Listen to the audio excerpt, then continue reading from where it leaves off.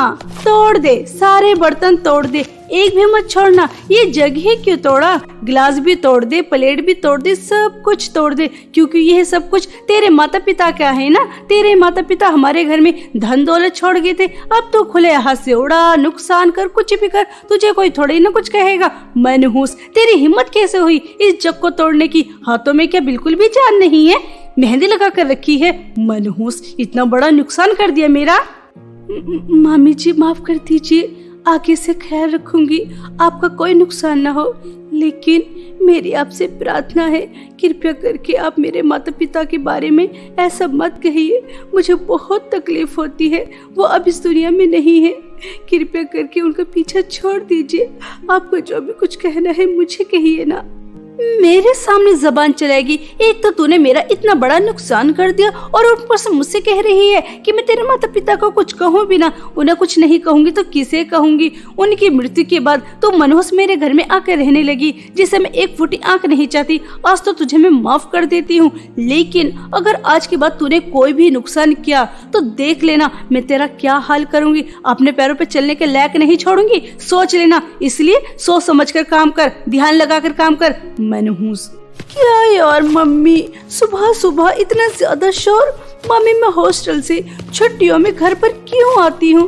ताकि मैं सुकून के सांस ले सकूं, आराम कर सकूं। लेकिन नहीं, घर पर भी मुझे कोई आराम नहीं है। सुबह सुबह मेरी आंखें खुल गई, सारा मूड खराब हो गया। क्यों मम्मी, आपको अपनी बेटी की जरा भी चिंता नहीं है? मेरी नींद खराब हो गई। क्या मेरी प्यारी बच्ची, तेरी नींद खराब हो गई? ओ मेरा प्यारा बच्चा, मुझे माफ कर दे। जा, तो दोबारा जाकर सो जा। मेरी प्यारी बच्ची, जो भी कुछ हुआ है इस मनहूस की वजह से हुआ है। ना ये मेरा महंगा जग तोड़ती, ना मुझे इस पर गुस्सा आता और ना मैं इसकी पिटाई करती। ओ मेरी शहजादी, तेरी नींद खराब हो गई, जा तो सो जा। क्या मम्मी, आप इस मनहूस की बातें कर रही हैं? ये तो है ही मनहूस, पहले अपने माता पिता को खा गई और अब आगे हमारे घर का सुख चैन बर्बाद करने के लिए। आप छोड़िए, नींद तो खराब हो ही गई। आप इससे कहकर जल्दी से मेरे लिए नाश्ता बनवा दीजिए। और हाँ मम्मी, लंच में मैं मछली खाऊंगी, वो भी बिल्कुल ताज़ा ताज़ा। तुझे सुनाई नहीं दिया? बहरी है क्या? मेरी बेटी ने क्या कहा है? चल जल्दी से उसके लिए ताज़ा नाश्ता बना और उसके बाद पास की नदी से मछलियां पकड़ने चली जाना और उन्हें अच्छी तरह तल कर नमक मिर्च छिड़क कर मेरी बेटी को खाने के लिए दे देना। मेरी बेटी कितनी कमजोर हो रही है शहजादी, मेरी प्यारी बच्ची। बेचारी शीतल सावित्री और काव्या के लिए नाश्ता बनाती है। तभी शीतल को अपने माता पिता की याद आ जाती है। उसकी आंखों में आंसू छलक उठते हैं। अगर आज मेरे माता पिता से जिंदा होते तो वो भी मुझे इसी तरह से लाड प्यार कर रहे होते, जैसे कि मामी काव्या दीदी को करती है। उनके कितने ज्यादा नखरे उठाते हैं। जिनके माँ बाप नहीं होते उनके साथ, जैसा मेरे साथ होता है ऐसा ही होता है। उन्हें प्यार के दो बोल भी नसीब नहीं होते, ऐसे ही ठोकरों में रोटी मिलती है। अपना अपना नसीब। ऐसा सोचकर शीतल अपने आंसू साफ कर नाश्ता डाइनिंग टेबल पर लगा देती है और उसके बाद घर की सारी सफाई कर कर, बर्तन धोकर, कपड़े धोकर काव्या के लिए ताज़ा ताज़ा मछलियां पकड़ने के लिए चली जाती है। बेचारी शीतल के पास चप्पल भी नहीं थे, वह नंगे पैर ही मछलियां पकड़ने जाती है कि तभी रास्ते में उसके पैर में कांटा चुभ जाता है। अरे ये क्या हो गया? लगता है कांटा चुभ गया। कितनी जोर से चुभा है। बहुत ज्यादा दर्द हो रहा है। खून भी कितना ज्यादा निकल गया और यहाँ से नदी भी कितनी ज्यादा दूर है। कैसे जाऊँ? अगर समय पर मछलियाँ पकड़कर घर नहीं लेकर गई तो मामी की पिटाई अलग से और कई दिन तक खाना भी नहीं देंगी। अरे नदी तक कैसे जाऊँ, कैसे मछलियाँ पकड़ूं? ये क्या हो गया? मुझे कितना ज्यादा दर्द हो रहा है। शीतल एक जगह बैठकर ऐसे रो ही रही थी कि तभी उसकी पुरानी दोस्त सुहानी आ जाती है। वह शीतल को इस तरह दर्द में तड़पता हुआ देखकर कहती है, अरे यार शीतल, तू यहाँ पर? क्या हुआ? तू क्यों रो रही है? अरे यार, तेरे पैर से कितना ज्यादा खून निकल रहा है। तुझे अभी डॉक्टर के पास जाना चाहिए, वरना ये जख्म नासुर बन जाएगा। तो मुझसे इतने दिन बाद मिली है, वो भी इस हाल में। चल मैं तुझे डॉक्टर के पास लेकर चलती हूँ। इस तरह सुहानी शीतल को डॉक्टर के पास ले जाती है। डॉक्टर शीतल का ट्रीटमेंट कर देती हैं। तभी शीतल सुहानी को धन्यवाद कहते हुए कहती है, सुहानी, मुझे समझ में नहीं आ रहा कि मैं किन शब्दों में तुम्हारा धन्यवाद करूं।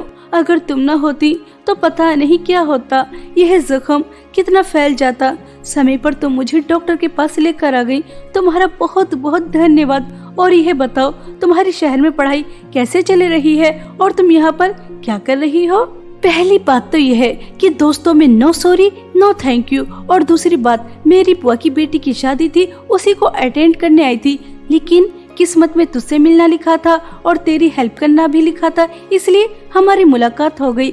लेकिन शीतल यार, अपना ख्याल रखा कर, कैसे शुक्र कांटा हो रही है? क्या हुआ? क्या कुछ खाती पीती नहीं है? अरे यार, तो क्यों रोने लगी? क्या हुआ?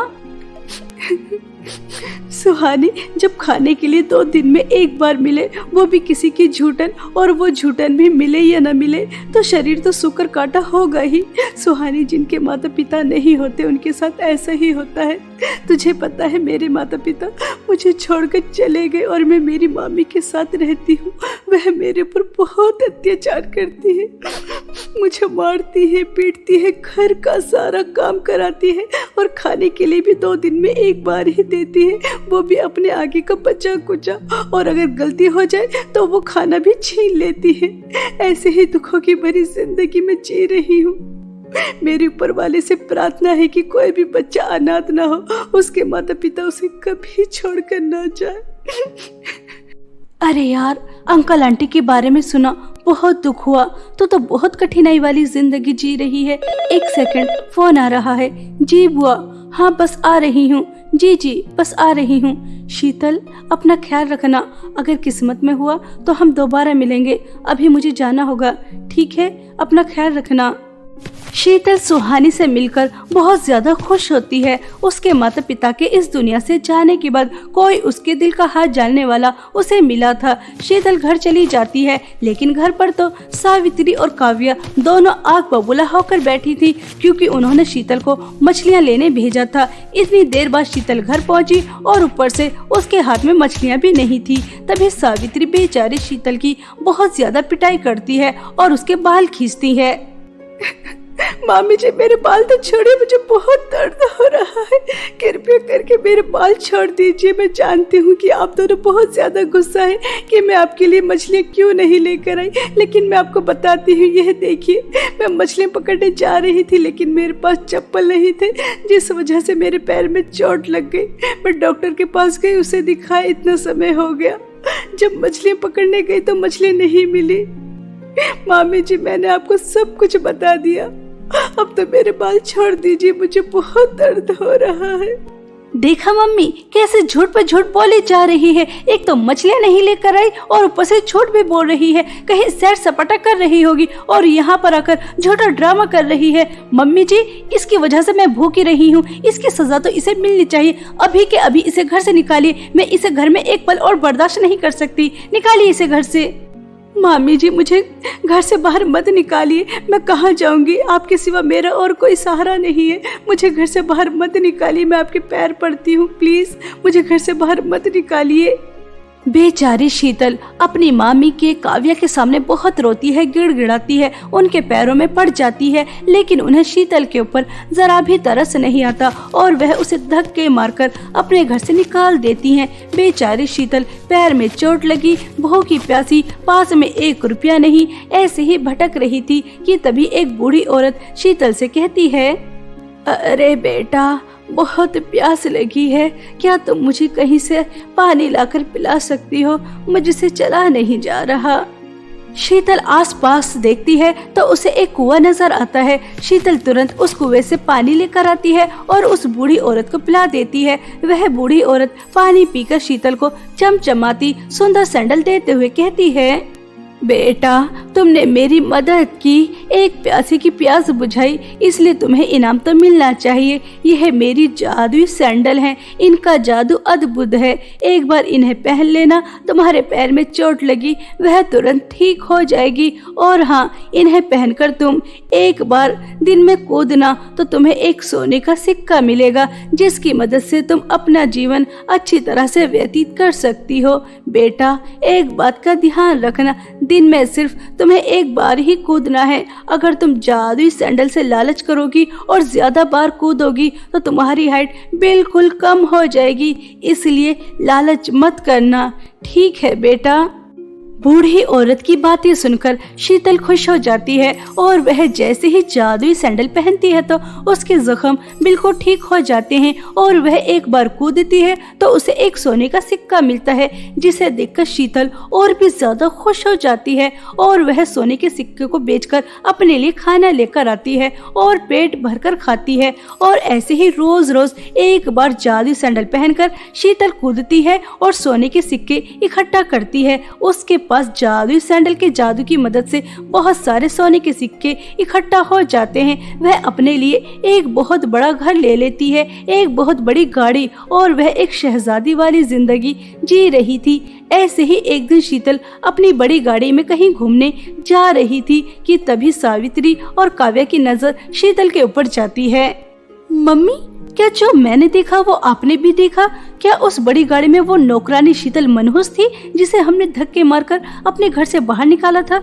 मुझे तो विश्वास ही नहीं हो रहा, इतनी बड़ी गाड़ी में अकेली घूम रही है। हाँ बेटा, विश्वास तो मुझे भी नहीं हो रहा कि वो मनहूस इतनी बड़ी गाड़ी में इतनी जल्दी इसके पास इतने सारी धन दौलत कहाँ से आ गई। इसके माता पिता जो छोड़कर गए थे वो तो चालाकी से हमने हड़प लिया, हमारे सिवा इसका कोई और रिश्तेदार भी नहीं है जो इसे सहारा लगाता। फिर इसके पास इतनी सारी धन दौलत कहाँ से आई? बेटा, कुछ दाल में काला है, पता लगाना पड़ेगा। इस तरह दोनों माँ बेटी शीतल इतनी ज्यादा अमीर कैसे हो गई, यह पता लगाने के लिए शीतल को ढूंढती हैं और कुछ समय बाद उन्हें शीतल का घर पता भी चल जाता है। शीतल का आलीशान घर देखकर दोनों माँ बेटी की आंखें खुली की खुली रह जाती हैं। दोनों बिल्कुल मासूम बन जाती हैं और शीतल से कहती हैं, अरे मेरी प्यारी बेटिया, तुझे हमने कहाँ कहाँ नहीं ढूंढा। गुस्से में मैंने तुझे घर से बाहर तो निकाल दिया, लेकिन मेरी प्यारी बिटिया, तुझे भरोसा नहीं होगा, लेकिन मैंने तुझे बहुत ढूंढा। मेरी आत्मा मुझे सोने नहीं दे रही थी, कह रही थी कि सावित्री जा शीतल को ढूंढ कर लेकर आ, बेचारी अकेली कहाँ भटक रही होगी। और जैसे ही मुझे तुम्हारा पता चला, यहाँ दौड़ी दौड़ी तुम्हारे पास आ गई। मुझे माफ कर दो मेरी प्यारी बिटिया। हाँ शीतल, मम्मी बिल्कुल ठीक कह रही हैं। हमने तुझे बहुत ढूंढने की कोशिश की, हमने तेरे साथ बहुत गलत किया, हो सके तो हमें माफ कर देना। मामी, काव्या दीदी, आपको मुझसे माफी मांगने की जरूरत नहीं है। आप दोनों मुझसे बड़ी हैं और आपको अपनी गलती का एहसास भी हो गया, इसलिए प्लीज आप मुझसे माफी मत मांगिए। मामी जी और काव्या दीदी, आप ऐसे फटे हाल में क्यों हैं? क्या हुआ? आपके पास तो बहुत सारी धन दौलत थी। बेटा, तुमसे क्या छुपाना, अब हमारे पास कुछ नहीं बचा। तुम्हारे मामा का बिजनेस बिल्कुल डूब गया, हमारा घर भी बिक गया। तुम्हारे मामा नौकरी के लिए दर बदर भटक रहे हैं, हमारे पास तो खाने के लिए भी पैसे नहीं हैं, रहने के लिए अपना घर भी नहीं है।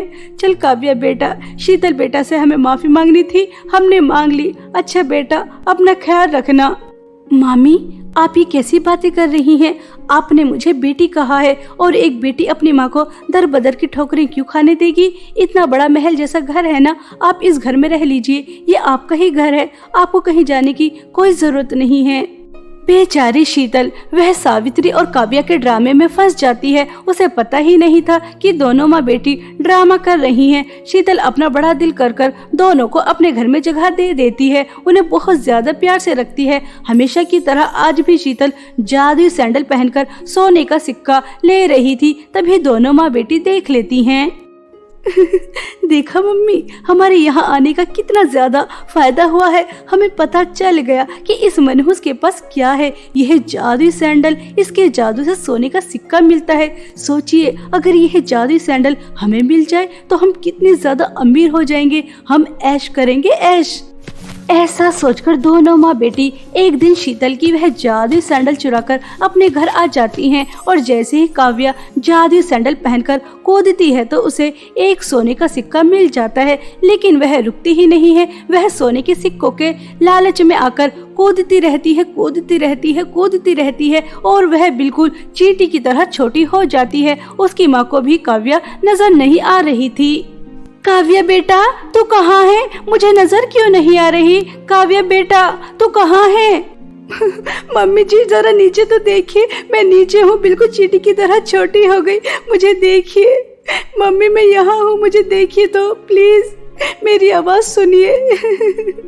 काव्या रोती रहती है, चिल्लाती रहती है, लेकिन सावित्री को काव्या की आवाज नहीं आती। सोने के सिक्कों का तो अंबा लग जाता है, लेकिन काव्या को एक कीड़ा खा जाता है। सावित्री ने अपने लालच में अपनी बेटी को हमेशा हमेशा के लिए खो दिया। इस तरह सावित्री को उसके लालच और बुरे कर्मों की सजा मिल जाती है और वह सिर पकड़कर बहुत ज्यादा रोती है और जादुई सैंडल दोबारा से शीतल के पास पहुंच जाती है और वह जादुई सैंडल के जादू से कभी भी लालच नहीं करती और एक हंसी खुशी जीवन बिताती है।